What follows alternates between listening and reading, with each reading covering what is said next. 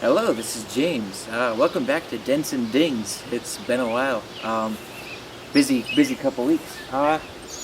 One of the things that happened on the time I haven't been uploading is I got a car. A new one. Well, new to me. 1979 MGB. It's alright. I've slightly overpaid for it, $2,800, but it made it about 600 miles back home, no breakdowns, but it does run a bit rough.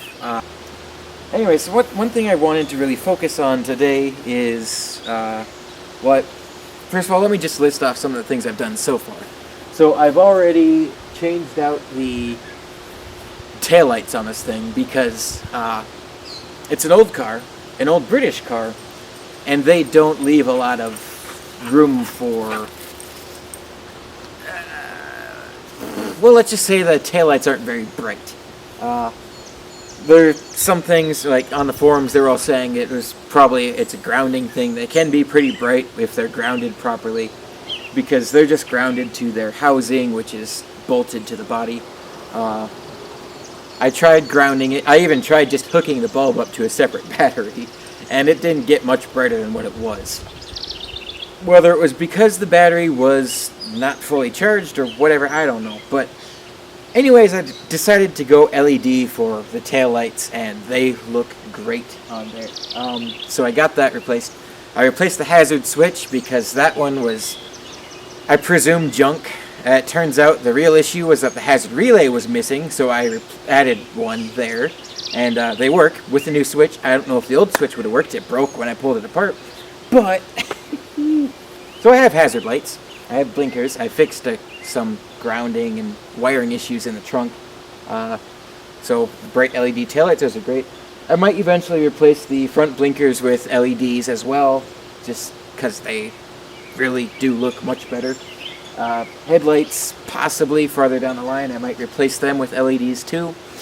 These ones will suffice for now. I do need to save money. Same with the blinkers. I'm going to hold off on that just a bit.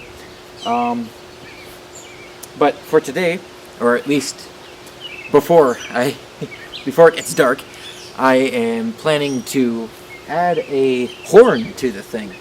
It didn't have, it has the original horns. The button, when I press it, it draws power, you can see on the amperage meter, but the horns don't work. They're broken. The actual horns themselves. I've actually checked this, and they don't work. So, obviously this is a minor thing. It doesn't need to be done. But I'm going to do it anyways, because I bought the horn I plan to use on it a few months ago. So, honestly, I'm relieved to find out that these horns are busted, so I have an excuse to replace them with what I bought. But yeah, so I'm going to grab that, and then we're going to go right into installing it. I presume it should work because the old ones were drawing power, they just weren't horning. So, that's the plan. And, yeah. I'll grab what I need. I should have my toolbox in the back, and I just need the horn, which is inside. Okay. Marvel Mystery Oil. And a funnel. Ow.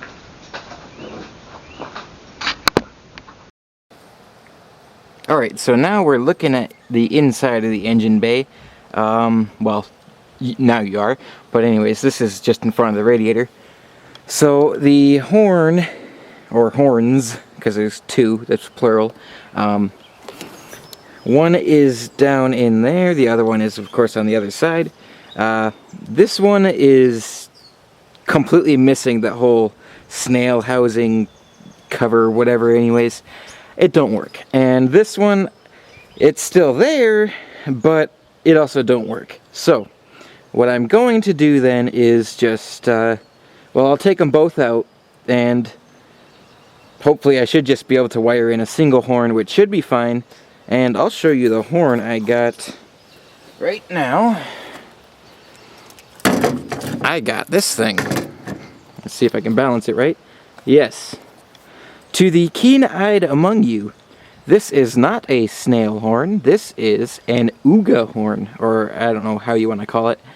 Anyways, it's an old style horn. You know, the ooga. That sounded awful, but yeah, it was about like that. So that's what I'm gonna install with it, and hopefully it works right away. Otherwise, I'll have to fiddle with some wiring, and I am tired of that.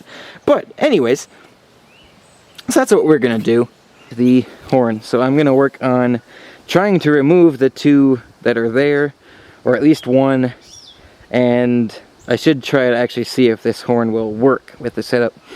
As far as I know, the original horns, they're grounded by the bolts that hold them in place, so I'll have to figure that out, of course, but this has a separate wire. This doesn't ground like that, so yeah, I'll just have to wire that onto a bolt, and hopefully I could just take whatever, the actual power wire, and hook it right up.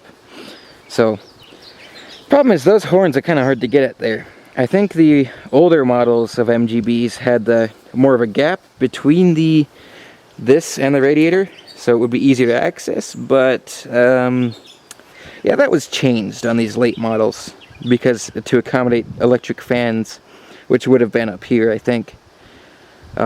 From what I could tell by research, but I didn't spend a whole lot of time on it, to be fair. So, yeah, that's the plan. Work on removing those and get the wires and test it, right? Gotta figure out how it's bolted in first. I see a screw there on the bottom part. I think it's just held in by 2 screws by the bottom. Yeah. They look like Phillips, at least from what I can tell. That one will be easy to get out, because it's missing that plastic snail. So, I think I'll start there. I'll grab my Phillips screwdriver. Let's try to get in here then. This one should be pretty easy to access.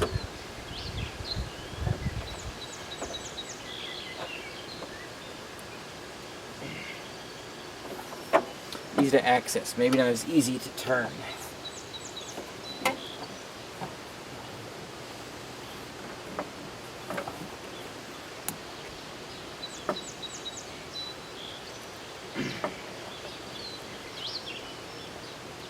Do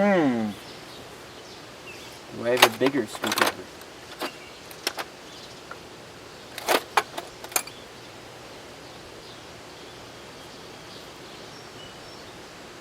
An important thing to note is that on this car, they tend to use the non-Phillips. They use the, I can't quite remember what they're called, but they're similar to Phillips, but they have an extra set of teeth, grooves, I don't know.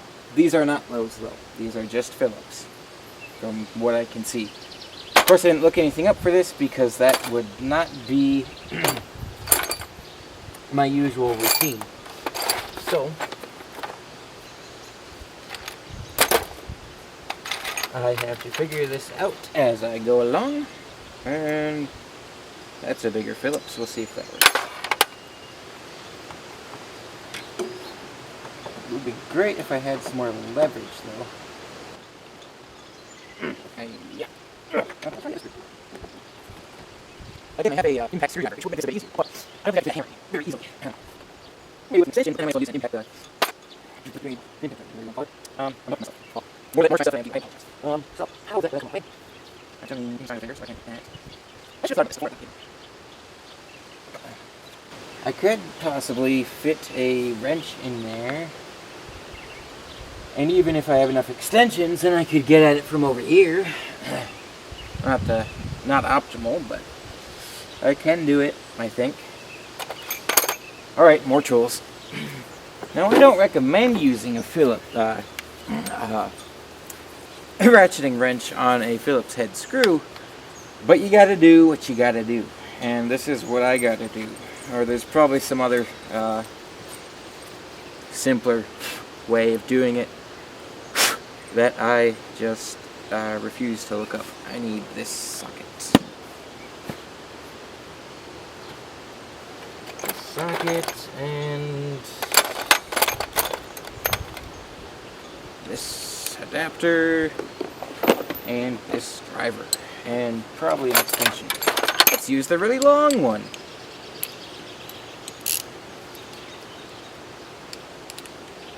Ooh.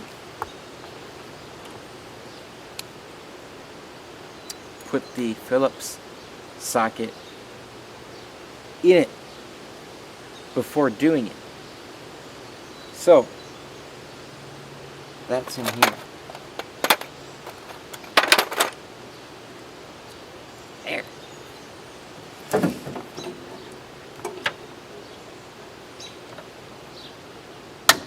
There. Now it's at least loose. Maybe I can get at it with a screwdriver. It's just breaking it free, I think, is the tricky part.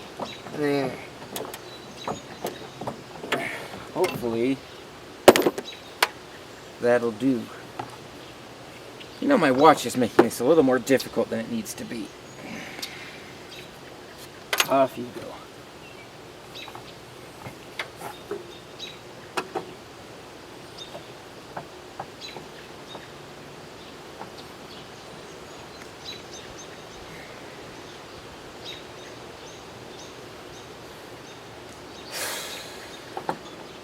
I'm starting to think this might be more of a hassle than it's worth. I mean, first of all, that one's broken, so why should I bother?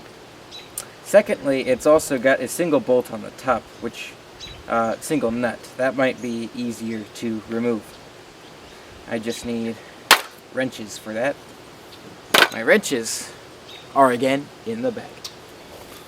Another great thing about this being a older British car, it all uses imperial sizes, which are of course the fraction wrenches. They don't use metric, unless it was replaced by a metric bolt at some point for some reason. Personally, I prefer metric. I'm not gonna lie. I prefer metric for wrenches. Just, it's easier to calculate. But whatever. This looks like, I want to say 7/16, but that's probably wrong. Let's go 3/8.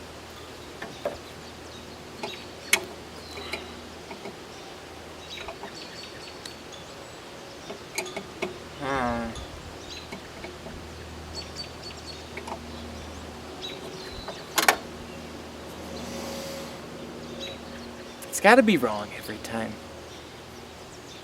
I'm a bit better at guessing metric because they typically go for a regular size. So now 7/16 is a pretty common SAE size. But this isn't a 7/16 either. Well, let's try a metric wrench on my what should not be metric car.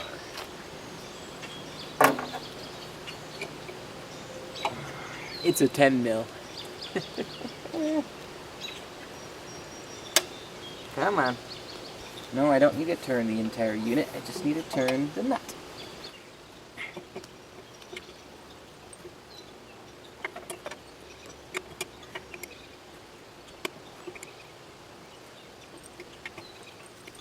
It's gonna get dark soon, so hopefully I can at least get this removed before I lose light.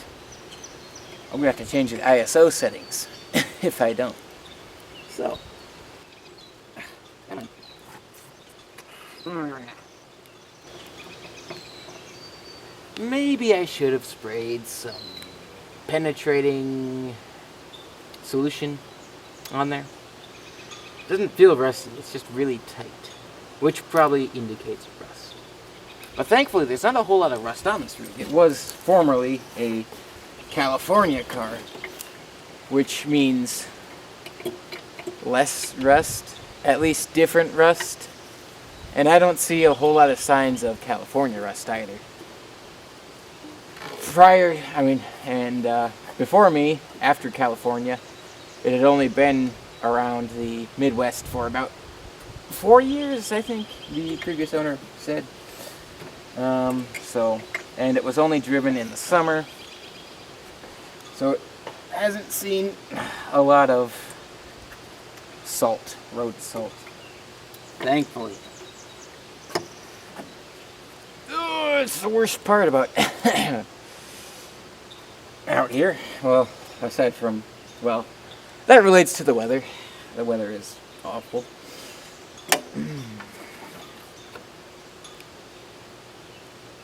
This really doesn't want to come on. But it will. It will. You know, I could probably just spin the bottom instead of turning the wrench. Or maybe, idea.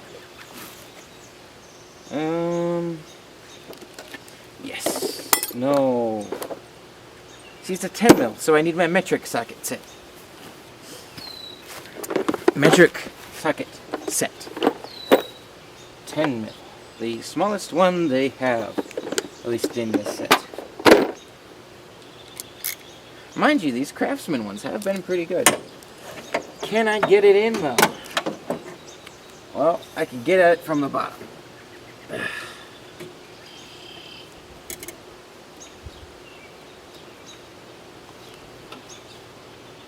I'm starting to think maybe the screws were a better idea.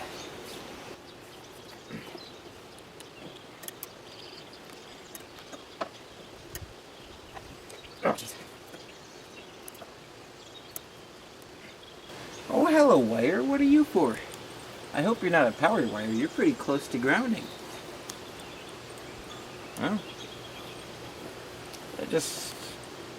I didn't see anything. You didn't see anything. You can't see from that angle. Ugh.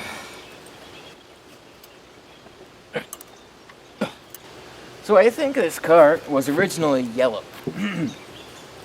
Repainted white at some point for some reason.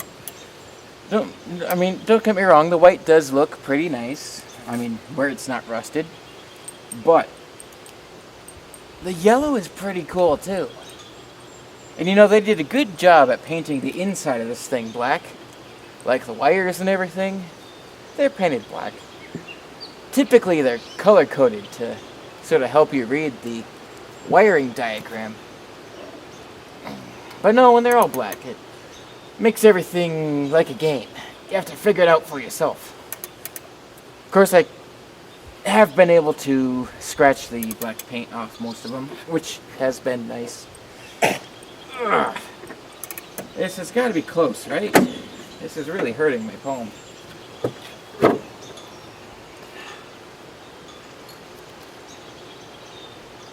It is not. Oh. I'm wondering if it's even turning properly. It might just be turning in the unit, which isn't quite what I'm looking for.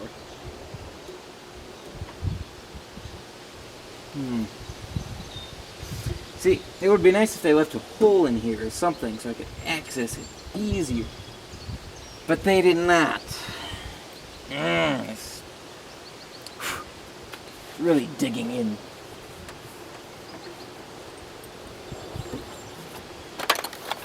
It's okay, your car can't get to know you until it's tasted your blood. They're like vampires.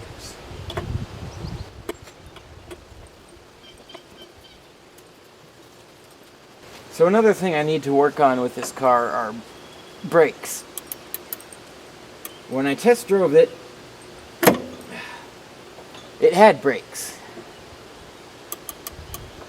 For about the first 50 miles on the way home, it had brakes. For the last 250 miles, or that's not right. Anyways, for the last 550 miles-ish, give or take, it stopped. It did not technically have brakes, but it stopped because the pads were worn through completely. And they were just eating away at the rotor.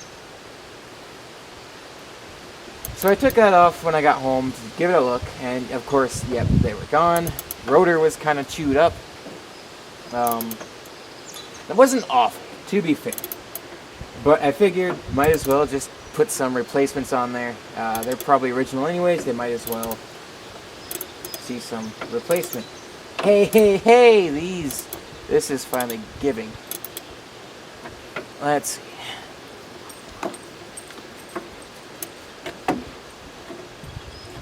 Can I get the rest by hand? There. Oh, that was awful. Alright, so this is the old unit. As you can see, it's completely missing the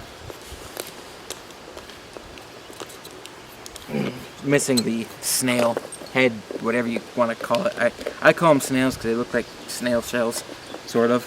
Not really, but they swirl, they spiral. Reminds me of Gary. And don't quite know how these work. Never really looked into them too much. This one does not, so maybe I'll pull it apart later. It's already half pulled apart for me. Though not from the correct end. So there's also one on this side, but it's getting a bit dark. I think we'll try to just hook the wire up to this, ground it anywhere on the body. It's a monocoque construction, so there's a ground everywhere. So that's what I'll do, I think, and if it works, great. If it doesn't, I'll be back here tomorrow, and this episode will be longer than it really needs to be. The brakes will hopefully be on tomorrow's episode and be the biggest part of it. And maybe I won't record myself removing the other one, because I only have so many anecdotes and I need to make it through this episode. So, yeah. I'm going to find the proper wires and do what I need to do. I'll cut to save battery and film, editing time, and everything else. Alright. Apologies for the dark lighting and probably terrible focus. I can't see it from where I'm sitting. I have a flashlight over here for lighting. And, well, what I have here is the old horn. This wasn't working, and I think I found out the reason. See, it says here, made in France. Yep. So, anyways, the new one's installed. I'll show you in the morning. But I installed it under the fender here, and, well, that's about it. Good night.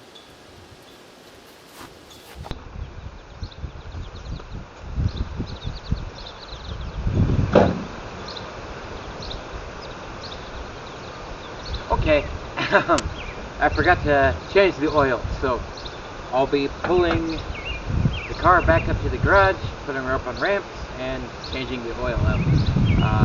And that should be the last thing for this episode / the day, right? Good.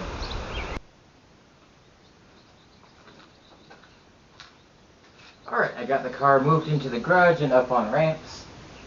Unfortunately, I can't turn the lights on because they're controlled by an app, which I need to sign into, which I don't have the password for. And it's... okay.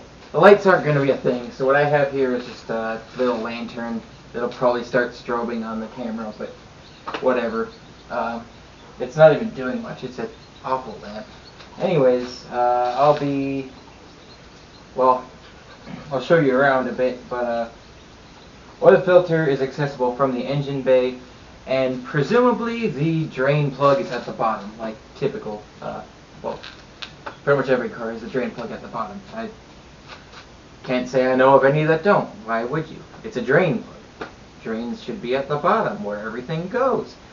Anyways, so I have the oil in the trunk. I also have some Marvel mystery oil that I'm going to throw in there too, just to see if that helps with anything. And that's about it. Simple oil change. Replace the filter, of course. Yeah. Inside the engine bay here, we have the oil filter is right there, and of course that's, it faces down, so it'll probably be a mess taking it off. Plus I can't pre-fill it. I like to pre-fill my oil filters, but I won't have that option. Then we'll take a look underneath here to see what we have for drain plugs. Alright. Oh.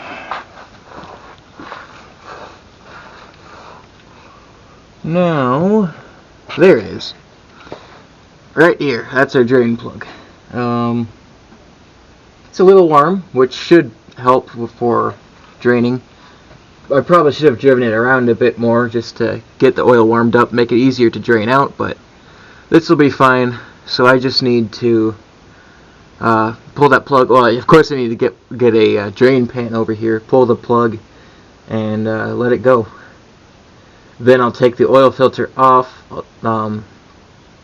It'd be a good idea to remove the oil cap on top of the engine. I don't think that it'll be like, I don't know, it's probably not going to be too pressurized or anything, but taking it off will just help it drain faster, possibly. I don't know. Okay, so we'll just back on out of here again. Okay. So now we'll just take off this cap. Okay. And then, oh, there are the lights. Alright. Alright. So, wow, that was loud. Got my socket set and an oil pan. Unfortunately, the oil pan's been used to drain another car, so I get to play the game of, will this be enough space to empty this car out? Dog in the camera. Alright. Now, I just need to back up a bit further.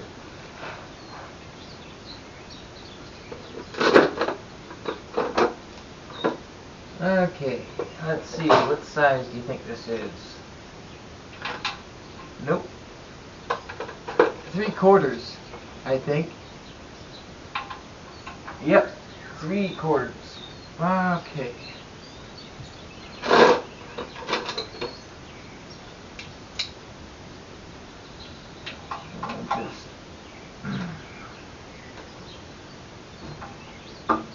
There we go.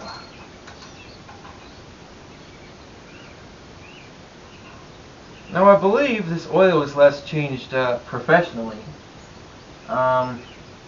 This is not a professional job. At least not what I'm doing, I mean, but you know, I just hope that oil filter isn't screwed on too tight. There it goes. Yep. There's the oil on the hand, that's typical. Alright, we'll just back on out of here. Find a rag, wipe up. Yeah.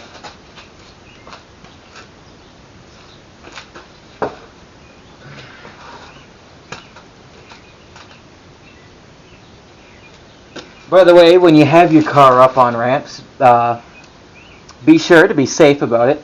As you can tell, my front left tire is not on all the way. My front right tire is on a little bit too far. As much as I tried to line up the ramps, they just wouldn't sit still. And I got tired of it, so I just went for it. And, well, here we are. And also, it's in gear, so it's not going to roll back. Yeah. Is that it? The oil seems to be empty. About.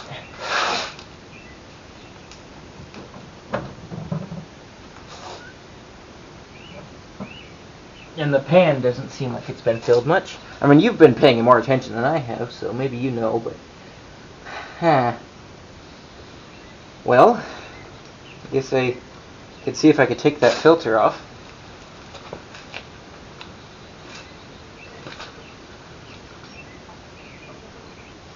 Gotta move my spark plug lube out of the way.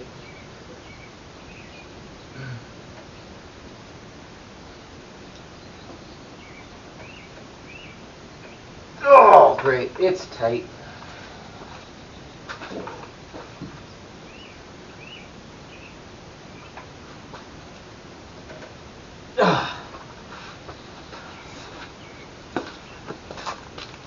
Okay, guys, oil filters don't need to be that tight. I'm going to need a wrench for this thing. Oh. Alright. Well, why don't I get you standing here, and then I'll find a wrench. Alright, well, I'm not sure if I'm even going to be able to get a wrench in there, so we'll just try to do it this way.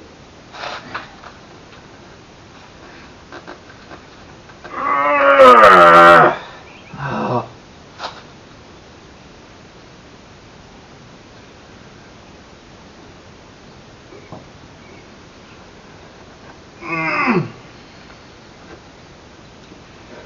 Ow. Why? Oil filters don't need to go on tight. They just... Hopefully I can get something in there. I'll try to find a wrench. Okay, I found a wrench. Now let me just tell you, in case you don't know, you don't tighten an oil filter with a wrench. You can use it to take it off, but you shouldn't have to. You should be able to unscrew it and screw it on by hand. That's all you need. It seals just fine either way.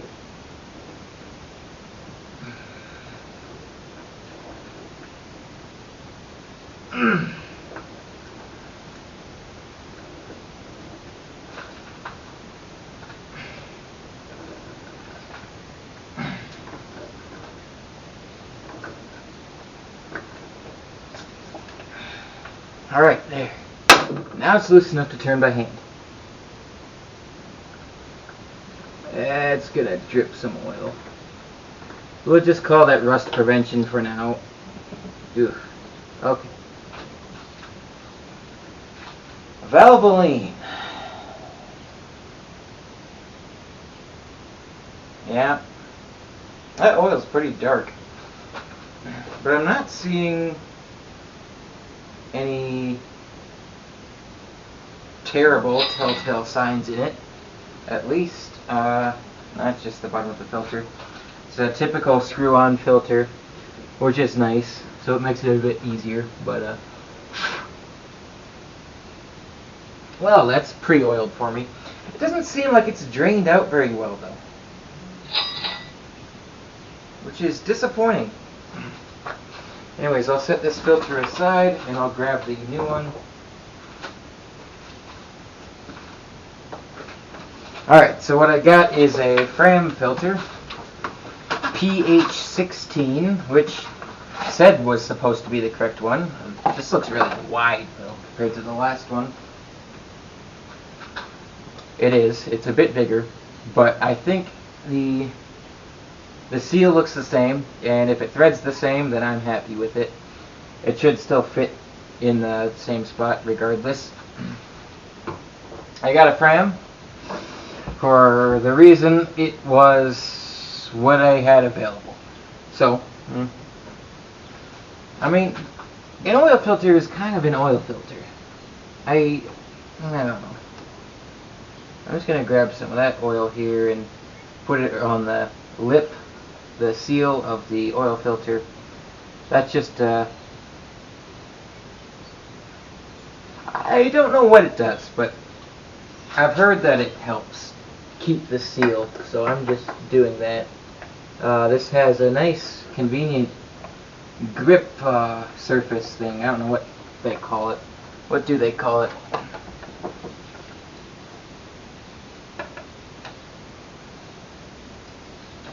I don't know. They're just happy about their grip thing.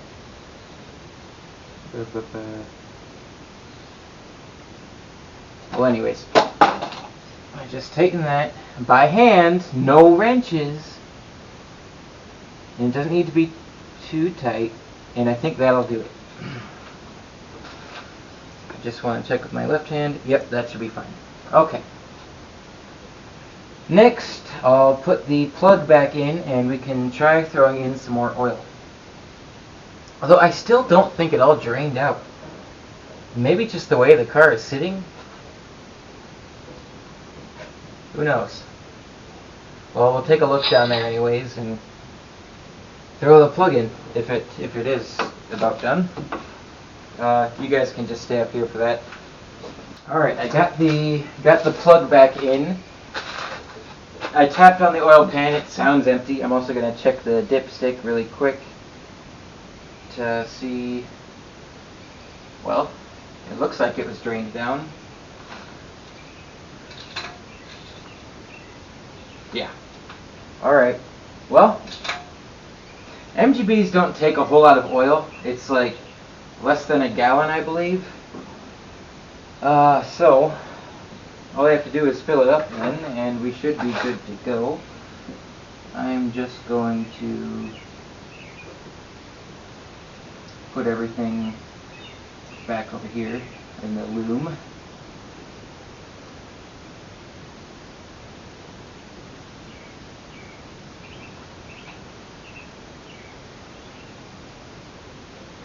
Alright, that'll do.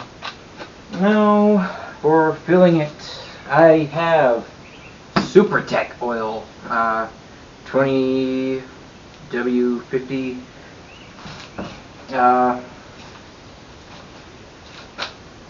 Like the oil filter, went to a Walmart. This is what they had in the recommended weight. Honestly, I'd have preferred synthetic, but we just got regular oil. They didn't have any large size jugs of synthetic 50 weight, which this car needs heavier weight oil because 4-cylinder. It gets hot, and it does go. It goes, and it gets hot. It needs thick oil. Anyways, so got this. I forgot to get a funnel. I'm gonna do that because I don't want to make a big mess. Oh, I also have the mystery oil that I need to grab. Right, so we're just having the engine run a little bit and get the oil cycling. And then I'll check the dipstick again to make sure the level's at a decent height, and that should be good. You might have noticed the air filters are off the carburetor, and that's because I finally got my air filter oil. So I have those off to, right now I've cleaned them, I'm waiting for them to dry so I can re-oil them. And then I'll have them reinstalled, of course. So I don't want to take this on any test drives for the moment because we're on gravel and that'll kick up a lot of dust. Don't want all that dust getting sucked into the engine. But anyways, it'll just be idling here for a little bit.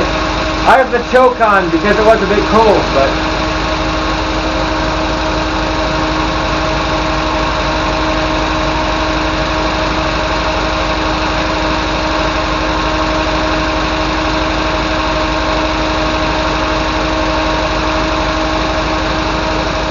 do you want to hear the horn again?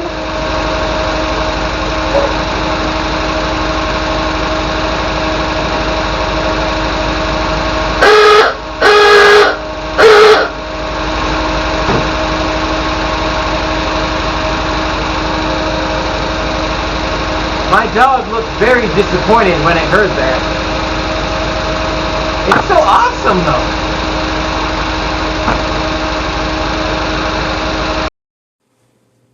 Alright, so the rest of the footage ended up corrupting on the crappy camera.